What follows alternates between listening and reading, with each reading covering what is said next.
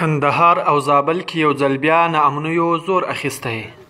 خپلواک تلویزیون ته را رسېدلي راپورونه وایي چې کندهار شوراوک ولسوالۍ اړوند د سرو ساحانو د ونې قرارګاه باندې وړمه ورځ طالبانو بریدونه کړي چې په ترڅ کې یاده قرارګاه ویجاړه شوې او ګڼو افغان امنیتي سرتیرو ته پکې مرګ ژوبله اوښتې ده. له سیمې نه عیني شاهدانو خپلواک تلویزیون ته ویلي چې په دې جګړه کې ګڼ شمېر افغان سرتیري وژل شوي دي چې د 7 تنو مړي یې د جګړې پر ډګر پاتې دي، ګڼ شمېر ټپیان شوي، 4 تنه وسلوال طالبان هم وژل شوي او 4 تنه نور بیا ټپیان دي. باخبره سرچینو ویلي چې یاده قرارګاه یوه نیمه میاشت مخکې هم وسلوالو طالبانو نیولې وه.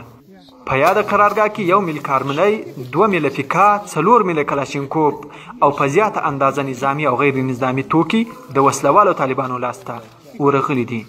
همداراز له زابل څخه د خپلواک تلویزیون همکار وایي چې تېره شپه وسلوالو طالبانو د دې ولایت شینکۍ ولسوالۍ اړوند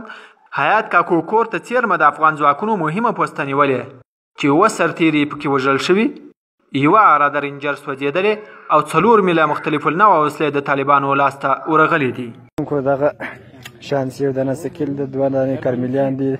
2 ماشینیان دي، 19 جابې دي، 1 چانټه ده، 1 دانه هوان ده او دغه د ماشین مرمۍ دي او 2 عسکر وو، 8 عسکر، 1 لنجر د ور خوراک سو او دا د نوبهار انتقالي ولسوالۍ په بشپړ توګه باندې